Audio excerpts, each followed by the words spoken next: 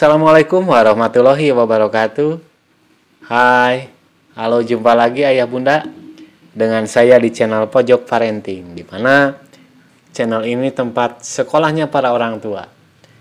Bagaimana kabarnya pada hari ini? Mudah-mudahan tetap semangat, semakin cerdas dalam mendidik dan menjadikan anak-anaknya menjadi anak kuat, tangguh, siap menghadapi tantangan di masa depan. Baik, ayah bunda, video kali ini masih lanjutan video yang kemarin, yaitu pola asuh ala Siti Hajar. Siti Hajar bagian 2. Oke, ayah bunda yang semakin cerdas dalam mendidik anaknya, semua orang tua pasti berharap bahkan menginginkan anak-anaknya menjadi anak yang cerdas, anak yang kuat, tangguh, dan yang paling utama menjadi anak yang soleh dan soleha. Apakah membentuk anak seperti itu hanya dengan membalikan telapak tangan? Tentu tidak. Ya, membentuk atau melahirkan atau menjadikan anak soleh, anak hebat, anak cerdas, anak kuat, anak tangguh, itu lahir dari keluarga atau lahir dari ibu yang cerdas, ibu yang soleh, ibu yang tangguh, dan ibu yang kuat. Artinya di sini, sebelum kita membentuk anak yang berkarakter, anak yang berakhlak, anak yang kuat, anak yang sehat, anak yang cerdas, maka jadikan dulu orang tuanya menjadi orang tua yang tangguh, orang tua yang cerdas, orang tua yang hebat, orang tua yang soleh. Baik, anak soleh dilahirkan dari ibu yang soleh. Anak cerdas dilahirkan dari seorang ibu yang cerdas. Anak kuat dilahirkan dari seorang ibu yang kuat. Anak tangguh dilahirkan dari seorang ibu yang tangguh. Artinya bahwa di sini yang berperan adalah orang tua. Jadikan dulu orang tua yang seperti itu. Jadikan dulu ibu. Nah, oke, ada peran dan fungsi kedua belah pihak masing-masing antara ibu dengan ayah, antara suami dengan istri. Baik, untuk menjadikan anak yang cerdas, anak yang soleh, jadikan dulu ibu, jadikan dulu istri menjadi istri yang kuat, istri yang soleh, istri yang tangguh. Artinya di sini peran suami. Suami membina, suami mendidik istri agar istrinya memiliki kualitas, agar istri menjadi istri yang tangguh, istri yang sabar, tawakal, taat. Kenapa? Karena dalam peribahasa Arab dikatakan bahwa al-ummu madrasah.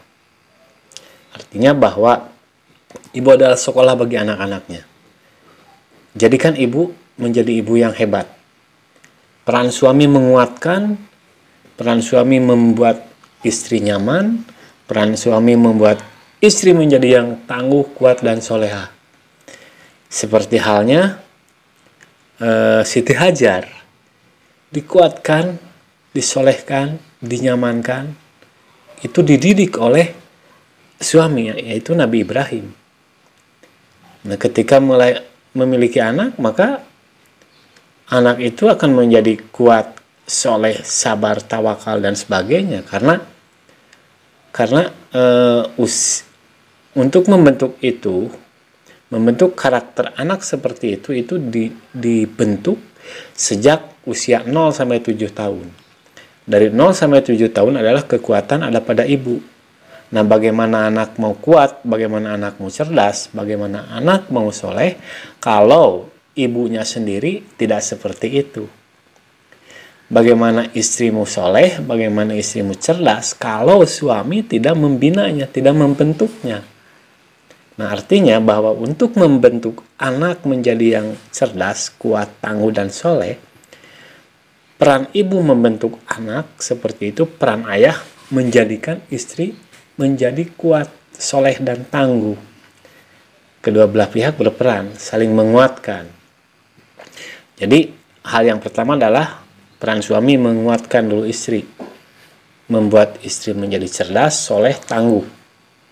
Artinya, ketika mendidik anak, itu ibu sudah menjadi seorang ibu yang kuat, ibu yang cerdas, ibu yang soleh. Karena kembali bahwa al-ummu madrasah, bahwa ibu adalah sekolah bagi anak-anaknya. Kemudian anak itu adalah imitasi. meniru apa yang dilakukan oleh orang tuanya. Kembali bahwa usia 0 sampai 7 tahun, kekuatan cinta itu ada pada ibu kepada anak, atau tender love-nya, kekuatannya ada pada ibu. Anak akan mencontoh apa yang ibu lakukan. Yang kedua, orang tua harus senantiasa tetap terus berdoa untuk menjadikan bahwa anak menjadi anak yang cerdas, menjadi anak yang soleh. Karena tidak cukup hanya membanggakan diri bahwa kita selaku orang tua adalah orang tua yang terdidik. Tetap usaha keras yang dilakukan adalah harus didampingi dan diiringi dengan doa. Apapun pendidikan kita orang tua, apapun usaha kita orang tua untuk membentuk anak yang soleh, kalau tanpa doa itu mustahil akan terjadi. Jadi yang kedua adalah doa yang kuat selain dari usaha. Yang ketiga adalah orang tua harus menjadi uswah, harus menjadi teladan bagi anak-anaknya. Karena kembali bahwa anak adalah meniru, melihat, mendengar apa yang dia lihat, apa yang dia dengar akan dilakukan. Siapa yang dilihatnya? Orang tuanya. Siapa yang didengarnya? Adalah orang tuanya. Karena bahwa orang tua harus menjadi contoh bagi anak-anaknya. Jangan banyak menuntut soleh kepada anaknya kalau orang tua tidak soleh. Jangan menuntut kreatif kepada anaknya kalau orang tuanya tidak kreatif. Jangan menuntut cerdas kepada anaknya kalau orang tua tidak cerdas. Artinya cerdaskan dulu orang tua, solehkan dulu orang tua, kreatifkan dulu orang tua, baru mengajarkan dan menuntut kepada anak hal yang sama. Itu baru balance. Jadi jangan kepada anak banyak menuntut sementara orang tuanya tidak melakukan hal yang dituntut kepada anak. Ini mustahil akan terjadi.